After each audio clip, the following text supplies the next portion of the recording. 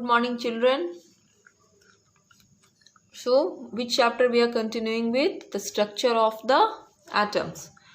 In the last class, we had discussed the observations as well as the conclusions made by Rutherford through his experiment, alpha particle scattering experiment, for predicting the atomic model. So in today's class we will see the characteristic or the features of Rutherford atomic model. We will also see what is the model of an atom given by the Rutherford. So one by one we will discuss the features of Rutherford atomic model.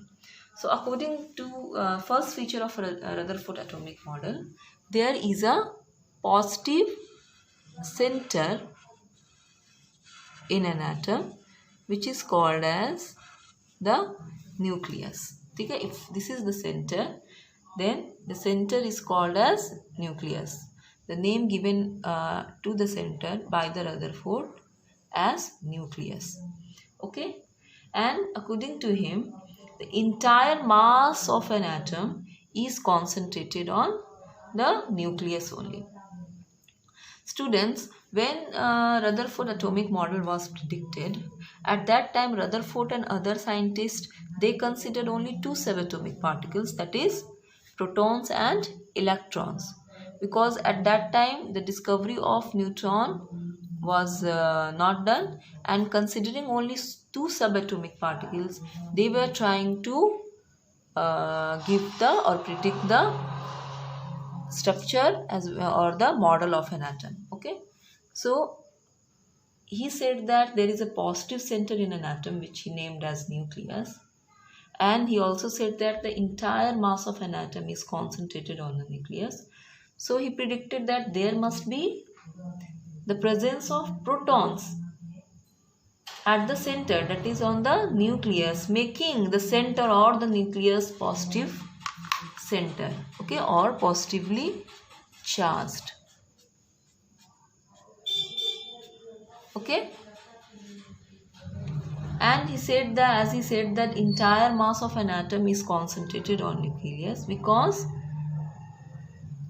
whole protons are concentrated at the center only, and mass of these protons actually indicates the whole mass of an atom.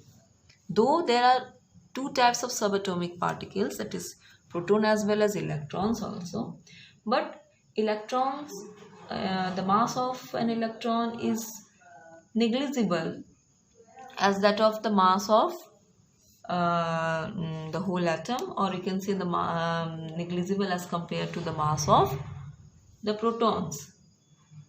Okay, you know that mass of one proton is 1 AMU, whereas mass of one electron is about 1838 times smaller than the mass of one proton, that is 1 AMU. Okay, so the entire mass of an atom is due to the sum of the masses of the protons only, which are concentrated at the center. That's why he said that the entire mass of an atom is indicated only by the sum of the mass of the protons, which is concentrated at the center, that is on the nucleus. Understood? Okay. He also gave the position of electrons also. According to him, the third feature of Rutherford atomic model, we can say that electrons revolve around the nucleus in a well-defined circular path. Okay, well-defined circular paths, which he named as orbits. Okay, which he named as what? Orbits. Okay, so as you can see, I have drawn three circular paths, and these three circular paths are called orbit, and electrons revolve around the nucleus in this well-defined circular path. Okay, like this. Okay,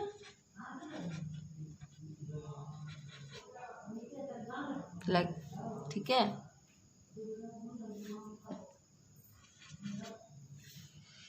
Understood?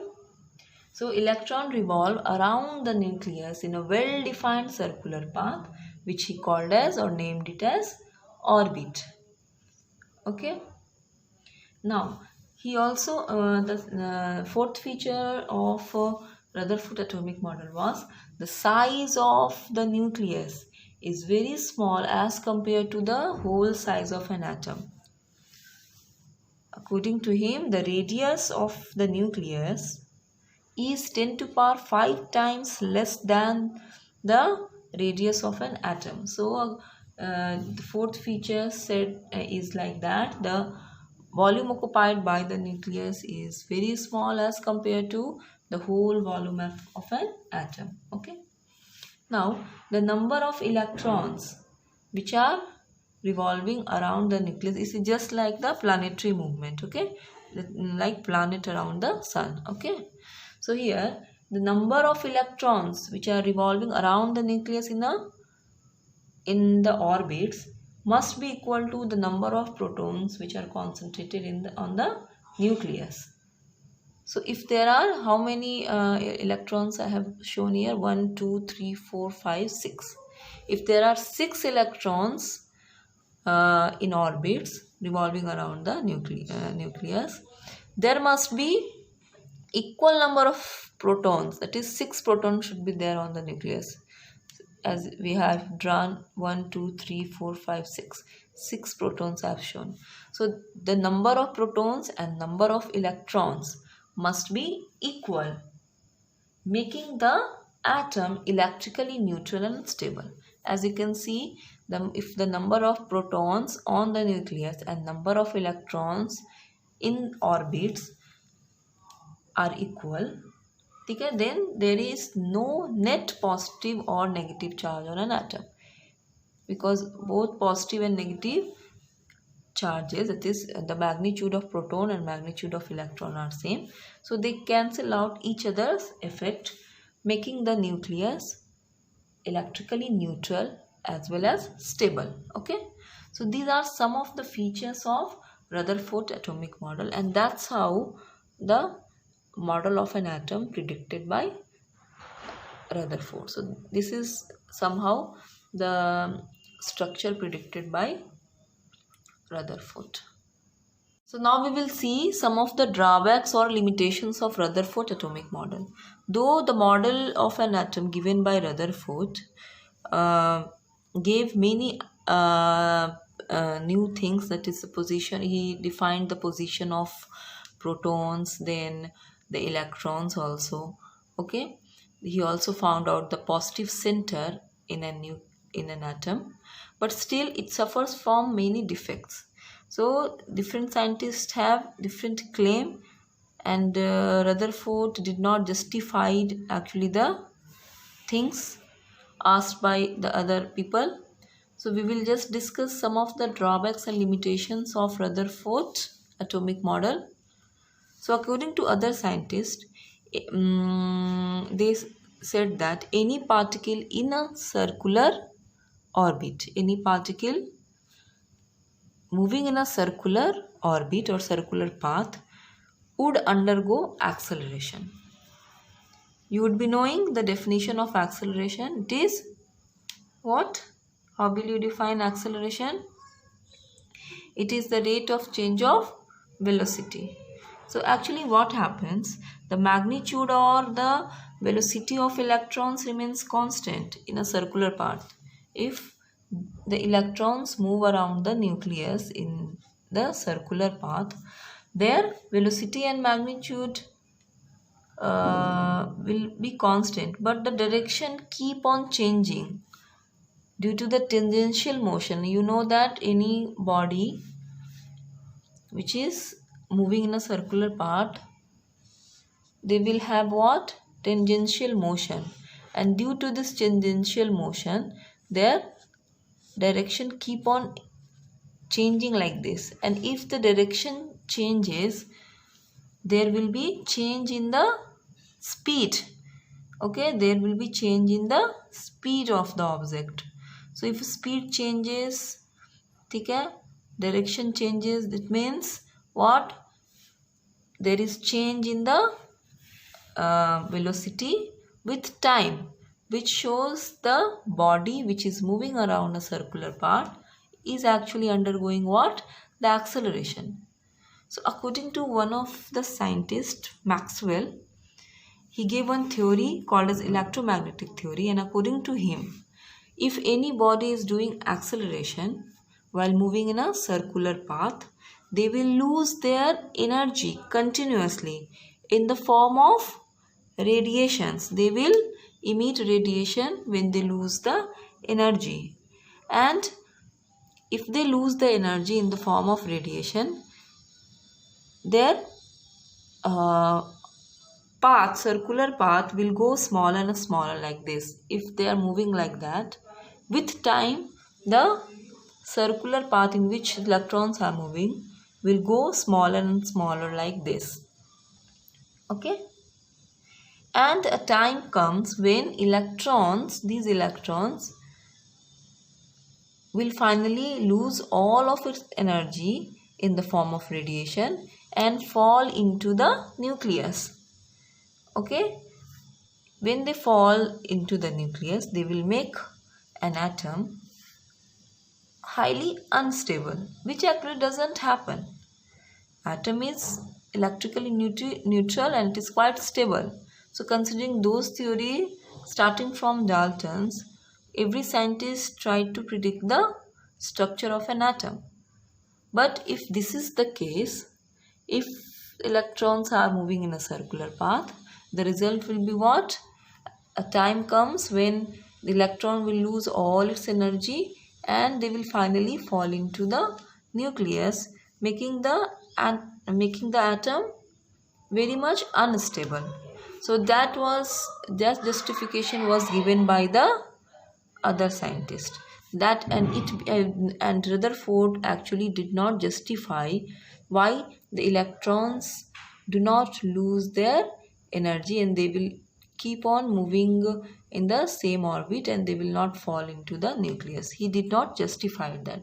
So it became one of the limitations of Rutherford atomic model, because he did not justify why the electrons will not lose their energy while moving in a circular path. Okay, there were other limitations also, like he proposed that electrons revolve around the nucleus, but he did not specifically explained that how many number of electrons are there in each orbits. Okay, as you can see, there are 3 orbits, and he did not specify the number of electrons be accommodated in each orbits.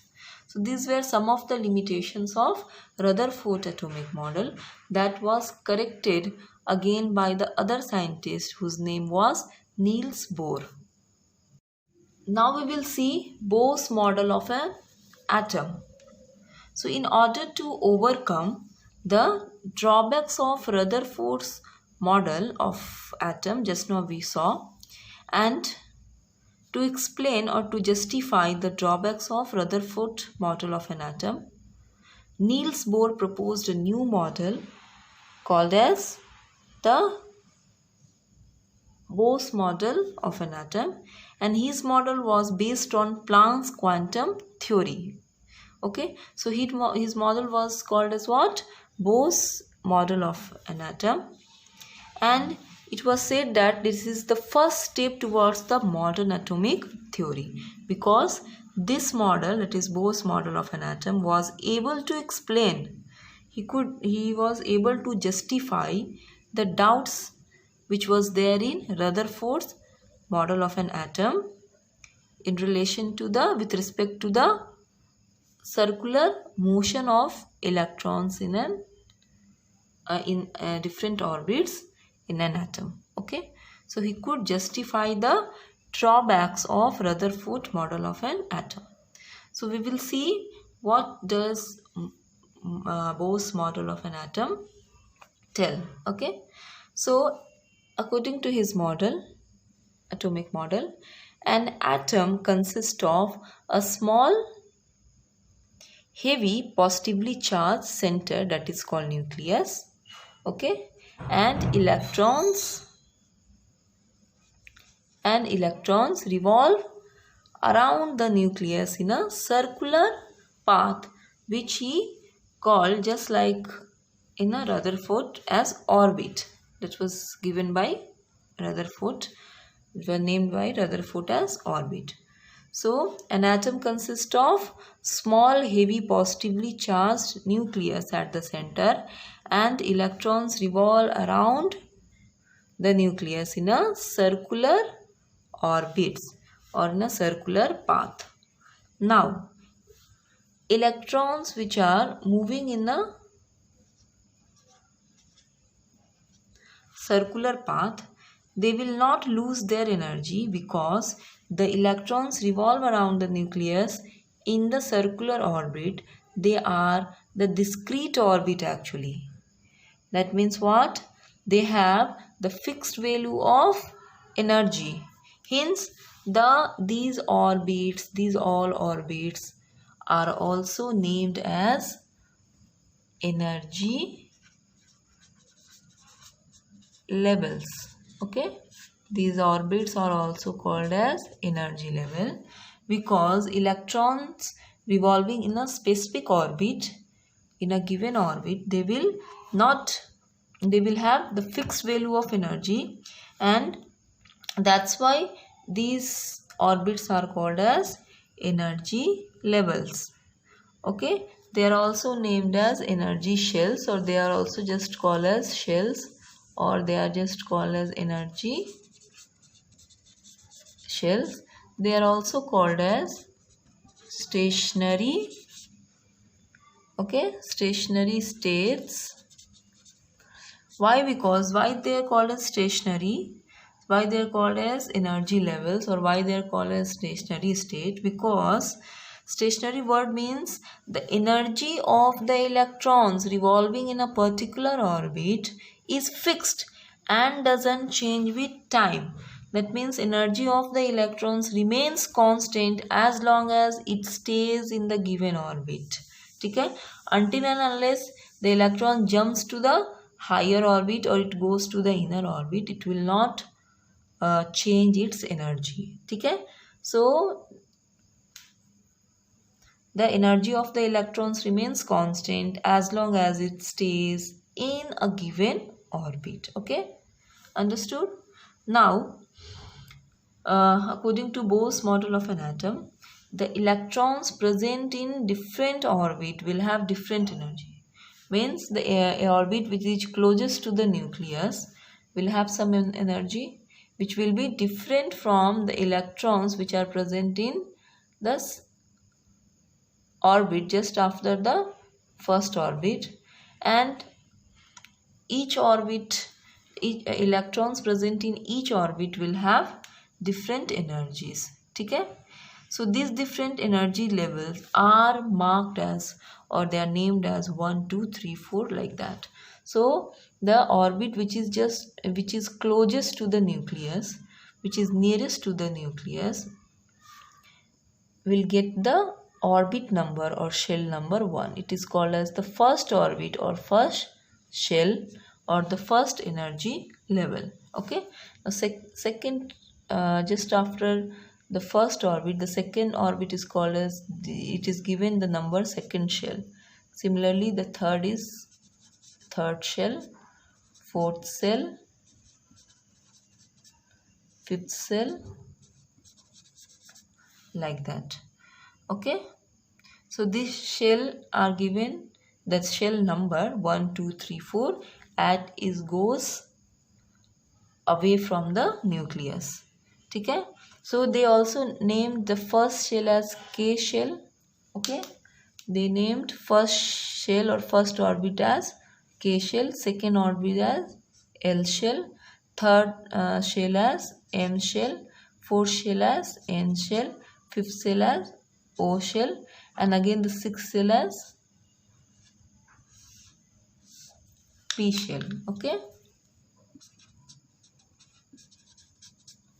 like that. Okay, the first shell is called as K shell, second shell or second orbit or second energy level as L shell, then M, N, O. Okay, so as the shell number, that is K shell has got the shell number 1, L shell has got the shell number 2. Okay, so as the shell number increases, the energy of the electrons in those shell also increases. Okay, so K shell or the first shell, which is the nearest to the nucleus, will have the least energy. Okay, they will have the least energy, and as it goes to the higher energy level, as the number of the shell increases as 2, 3, 4, 5 like that, the energy of the shell or the electrons revolving in those shells will increase. That means K shell will have least energy,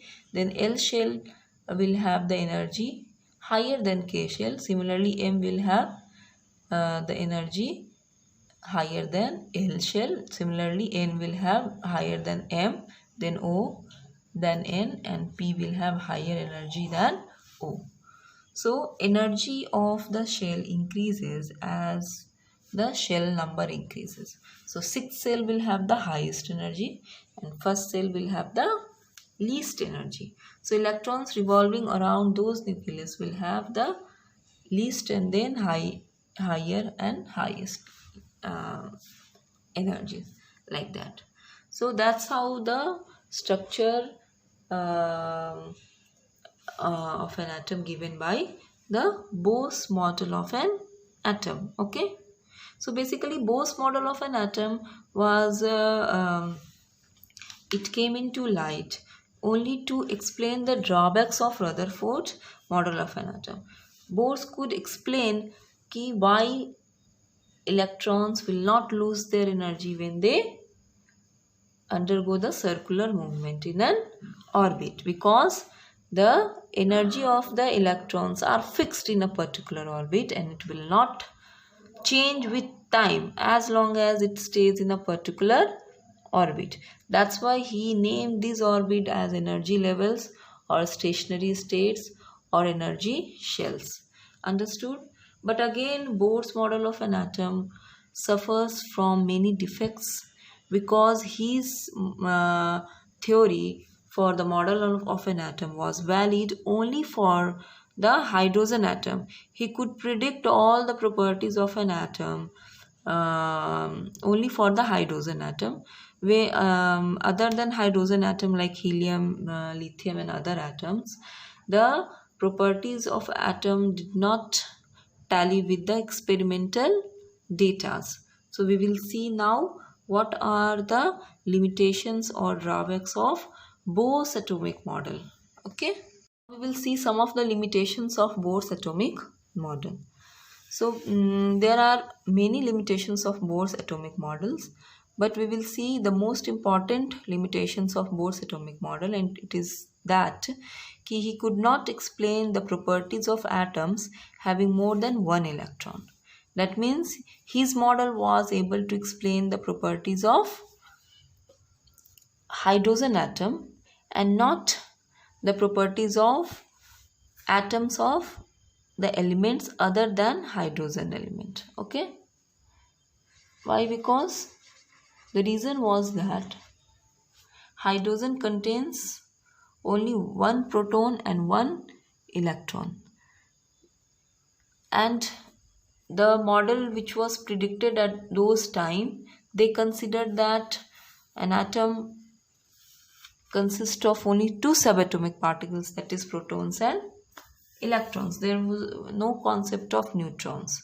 So every time scientists predicted the atomic model considering the two subatomic particles only, that is protons and electrons. But while different activities and taking the Bohr's theory of atomic model, they could see the difference came in atomic mass with the experimental value for the atom of other elements. How? when they started predicting the properties of atom, especially the predicting the atomic mass of helium atom, which consists of two protons. A helium atom consists of what? Two protons, okay, and two electrons. This is one helium atom. It consists of two protons and two electrons. So taking the Bohr's concept or Bohr's theory of atomic model, they calculated the atomic mass of helium as 2 mu, as there are two protons, and taking that theory of Rutherford only, Bohr also said that the entire mass of an atom is due to the sum of the mass of the proton which are concentrated at the center, that is on the nucleus. So if there are two protons, then the mass will be 1 mu for each protons will be 2 mu.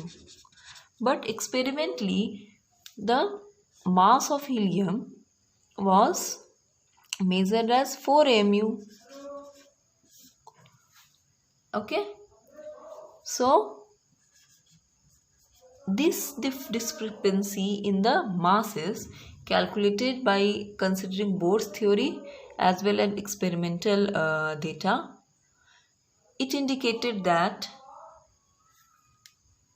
there must be presence of some other particles in an atom which has some masses, that is about 2 mu, will make the whole mass 4 mu, because 2 mu is not a correct mass of helium as calculated by Bohr's theory, and that is the limitation of Bohr's atomic model. Because for hydrogen he could predict the atomic mass as 1 mu, as there are no concept of neutrons there, because hydrogen atom contains only one proton and one electron. There is no neutron in hydrogen atom. But other than hydrogen atom, every atom other than hydrogen element, atom of different elements other than hydrogen, will have some number of neutrons in it. Okay? So helium atom also contains some neutrons in it, and that's why the mass, experiment mass, was coming as 4 mu. But Bohr calculated the mass by doing sum of the mass of the proton. He calculated the mass of whole atom by calculating mass of protons only, and that's why it was coming 2 mu, which was wrong.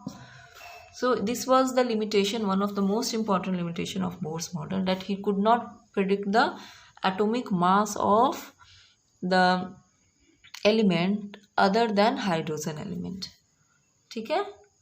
He could only predict the mass of hydrogen atom but not the atoms of other elements. These limitations also indicated, this discrepancy in the data, experimental data and the data calculated from Bohr's theory, indicated that there must be some other particles which is there in an atom at the center, which contributes also in the whole mass of an atom. Okay, so and that discrepancy actually made the scientists to search for the one more subatomic particle in an atom, and that's how the discovery of neutrons took place. Okay, topic is discovery of neutrons. So as I told you that for any element except hydrogen, the mass of an atom calculated from the total mass of proton on the nucleus was found to be much lesser than the actual mass of an atom, which was measured experimentally. So this discrepancy in the atomic mass, that is the atomic mass experimentally measured and atomic mass calculated only by doing the summing up of protons led to the idea that there must be some other neutral particle on the nucleus which should have some considerable mass and which contribute to the whole mass of an atom in addition to the total mass of protons. Okay, so it was James Chadwick, the name of the scientist. He was James Chadwick, who performed one experiment called alpha particle scattering experiment in the year 1932, where he bombarded some light atoms like beryllium or boron with high speed alpha particles like this. Okay? He made the alpha particle to strike the atoms of lighter elements like beryllium or boron like this. Okay? These are what? Alpha particles. Okay? And he could observe, he found that some new particles were emitted during this experiment which carried no charge but had the mass nearly equal to that of the proton. Okay, and he named that particle as neutron. Okay, when alpha particles were made to strike or were made to bombard the lighter atom like beryllium atom, as you can see, the atomic mass of beryllium atom is 9U. Okay, and it contains 4 electrons. Okay, so you can write beryllium as like this. Okay, so when he bombarded this lighter atom of lighter element, he could observe the emission of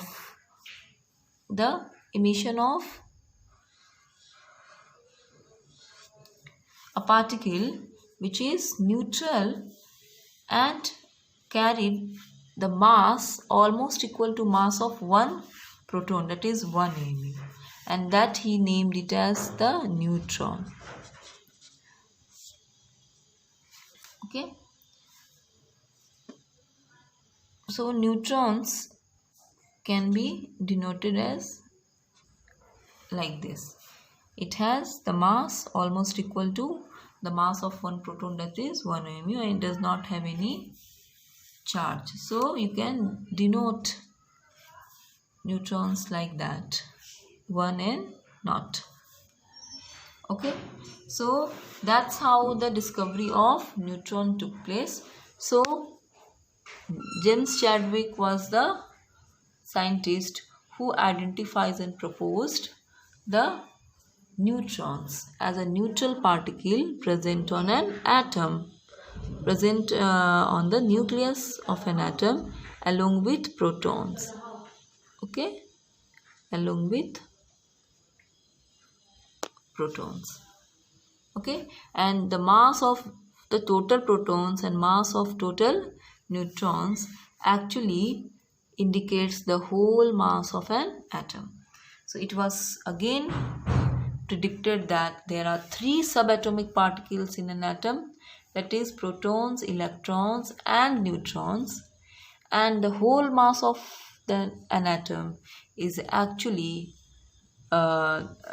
indicated by the sum of the mass of the protons and the sum of the masses of all neutrons present on the nucleus. Understood?